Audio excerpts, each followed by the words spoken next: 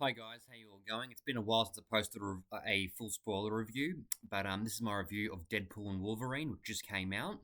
Deadpool and Wolverine is the third installment in the Deadpool film series, following Deadpool 1, which came out in 2016, and Deadpool 2, which came out in 2018. What did I think of the movie?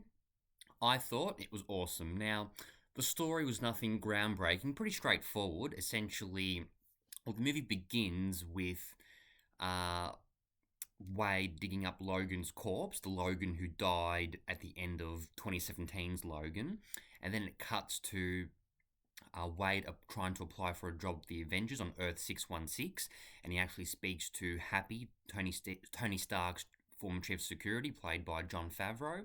Then it goes to 6 years later, in which after his birthday party, Wade is approached by the TVA, who guard the sacred timeline. He initially believes that he's in trouble for having gone back in time at the end of Deadpool 2 to save Vanessa with Cable's time machine. It turns out that they actually want him to join them. They give him a choice to either join them or return to his world, which is set to be pruned in 72 hours, courtesy of the Time Ripper. And he also finds out that the reason and essentially that his Earth will one day be destroyed because the anchor being, Logan, was killed, and which obviously happened at the end of Logan 2017. But then he finds a version of Logan Wolverine from an alternate universe who's actually an outcast in that universe, or who's resorted to alcoholism after failing to save his team. They both get banished to the Void, and they meet Cassandra Nova. Enough of the plot for now. And then then they've got to try and save Earth 10005. So 10,005. So the story was nothing groundbreaking. I don't think the story was terrible, but definitely nothing groundbreaking. The jokes were hilarious. The jokes were very, very good. There was one specific joke about the current weak state of the MCU, and Wade actually says to Wolverine, you've joined the MCU at a very weak point. I thought that was pretty funny as well. There's also a joke about how they do mention in the movie how the multiverse saga has not been good, or has not been as good as the Infinity Saga. There was a funny joke as well about Hugh Jackman's divorce and how he's let himself go following the divorce, which obviously occurred in 2023.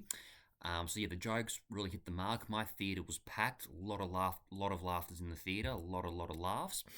The jokes were hilarious. A couple of jokes maybe didn't land as well, especially in the third act. I think a couple of the jokes didn't quite land as well, but overall, the jokes for the most part, very, very good. In terms of the cameos, yes, I really enjoyed the cameos. We see Chris Evans return, and now Wade initially believes he's actually Steve Rogers, Captain America. Turns out he's actually Johnny Storm, who Chris Evans actually previously portrayed in Fantastic Four 2005 and Fantastic Four Rise of the Silver Surfer 2007. And then, spoiler alert, he actually gets him killed, and it's actually pretty funny as well. And he tries to explain to Elektra later on that, he tried to help him, he's still alive, and doesn't go very well. But Steve Rogers, so Chris Evans returning as, Johnny Storm, aka the Human Torch. Henry Cavill actually had a brief cameo as an alternate version of Wolverine in one of the universes. I did not expect that. Wesley Snipes also returned as Blade. Also, Daphne Keane as X-23, or Laura, aka X-23 from Logan 2017. But the cameos were very, very good. No, Taylor Swift was not in the movie. I was half expecting her to be, because I thought, because there were all these rumors, I thought, yes, it's probably true. No, Taylor Swift does not appear in the movie, but it didn't really matter too much. Fight scenes were great. I thought the fight scenes actually better than I expected. Really enjoyed one fight scene in particular between Wolverine and Deadpool. The fight scenes were pretty good. The visuals, I thought, for the most part, were pretty good. Any gripes with this movie? Yes, a couple of the jokes didn't quite land, especially in the third act. The third act does have some pacing issues. I'm not going to lie. The third act does have some pacing issues, and there's one scene in particular that just felt very, very pointless and like it was just added there just to prolong a little bit of time. There was one scene in particular when Wade and Wolverine team up to kill all those Deadpools. It just felt very, very pointless and just tacked on. But overall, and also the fourth wall breaking was hysterical. And there's also a funny scene in which Nice Pool breaks the fourth wall, and he just randomly mentions The Proposal, which came out in 2009 with Ryan Reynolds and Sandra Bullock, and it was just completely pointless. But that's the purpose. Like, he doesn't actually know how to break the fourth wall, and he just randomly mentions The Proposal. But yeah, overall, a very, very good movie. I can definitely see this movie blowing up at the box office. I think it's going to do very, very well.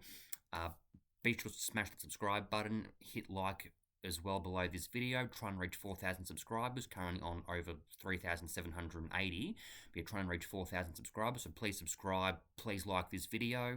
Deadpool and Wolverine is a must-watch for MCU fans, a return to form for the MCU, and also quite a few jokes in the movie about Disney's acquisition of Fox from 2019 as well. But stay tuned for movie reviews very, very soon, and I'll catch you guys later. Alright, bye.